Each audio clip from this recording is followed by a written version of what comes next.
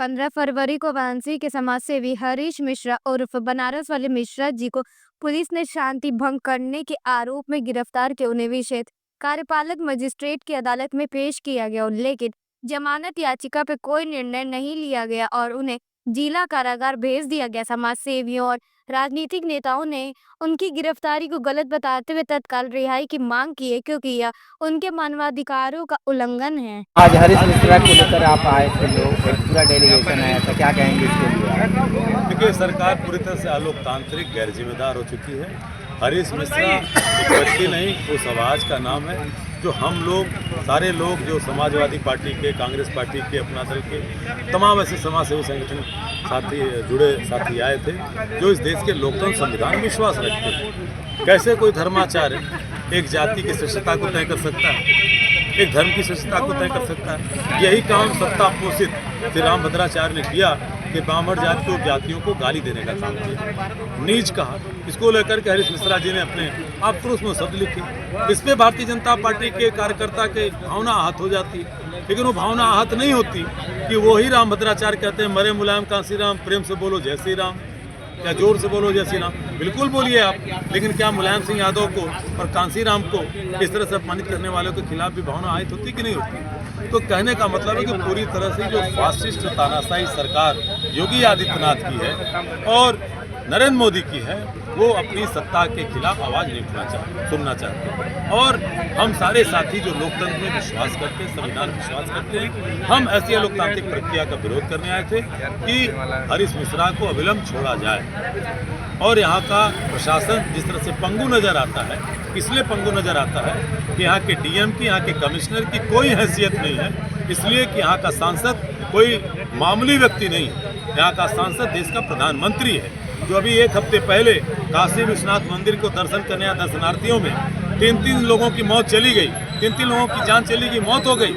एक भी दरबारी मीडिया ने वो सवाल नहीं उठाया, तो भावना नहीं आहित होती। इसलिए कोई डीएम ने नहीं उठाया, किसी कमिश्नर ने उठाया, इसलिए कि जब वहाँ बैठे आला कमान तय करते हैं तो किसके ऊपर मुकदमा होगा वो तय करते हैं। कौन सी बात उठाई जाएगी वो मीडिया के लोग तय, उसको मीडिया के लोगों को करना पड़ता है।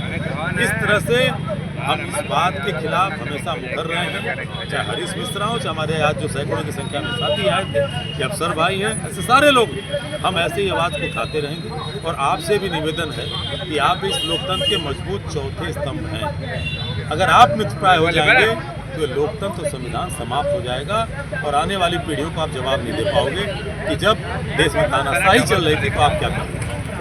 हरीश मिश्रा को लेकर आज बड़े तादाद के लोग आए थे। हरीश मिश्रा लगातार बोले, बेबाकी से बोले हैं, क्या कुछ कहेंगे? देखिए, हरीश मिश्रा जिस तरीके से तमाम लोगों के सवालों को उठाते रहे, दलितों के, पिछड़ों के, आदिवासियों के, दरअसल सरकार को उनकी आवाज़ बर्दाश्त नहीं हो रही है। सरकार को ये नहीं बर्दाश्त हो रहा है कि सरकार की नाकामियों के खिलाफ बनारस के अंदर कोई व्यक्ति बोल रहा है। ये लगातार जो है जिस तरीके से रामभद्राचार्य की तरफ से ब्राह्मणों को लेकर के बात आई, उन्होंने कहा कि उपाध्याय चौबे ये नीच जाति के हैं, उनके घरों से बेटियां नहीं ब्याहनी चाहिए, इनके हाथ का पानी नहीं पीना चाहिए। हम कहते हैं कि संविधान ने ये अधिकार किसको दिया है, किस तरीके से दिया है कि हम किसी एक जाति को गाली दे सकते हैं, हम किसी की भावना को आहत कर सकते हैं। जब हरीश मिश्रा इसका विरोध कर रहे हैं, हरीश मिश्रा कह रहे हैं कि दरअसल रामभद्राचार्य अंधाचार्य हो गए, तो हरीश मिश्रा ने क्या गलत कहा? क्या रामभद्राचार्य को ये अधिकार है कि वो किसी को गाली दे सके? और सबसे बड़ी बात, सूबे का मुख्यमंत्री जो उत्तर प्रदेश के अंदर बैठा हुआ है, जो इन्हीं लोगों का वोट लेकर के मुख्यमंत्री बना हुआ है, उनकी भावना आहत नहीं हो रही है जब रामभद्राचार्य इनको, इन जातियों को गाली दे रहे हैं? जब भावना तब आहत हो जा रही है मुख्यमंत्री जी की जब हरीश मिश्रा कह रहे हैं कि रामभद्राचार्य जो है दरअसल अंधाचार्य हो गए हैं। तो ये कुल मिला जुला करके हमारी आपकी आवाज़ को दबाने का ये सरकार प्रयास कर रहा है। ये चाह रहा है कि जेलों में डाल करके हमारे आपके अभिव्यक्ति की आज़ादी को छीन लेना चाहता है। ये सरकार चाहता है कि हम आप जो है इनकी नाकामियों पे न बोलने पाए। आप कुंभ के मेला पे सवाल उठाएंगे तो आपको जेल भेज दिया जाएगा। आप सोशल एक्टिविस्ट है, सोशल मीडिया पे कुछ लिखेंगे तो आपको कह दिया जाएगा कि आप जो है गद्दार हैं, आपको जेल डाल दिया जाएगा। तो ये किस तरीके की बात है? क्या हमारा संविधान हमको बोलने का अधिकार नहीं देता? क्या हमारा संविधान हमको विरोध करने का अधिकार नहीं देता?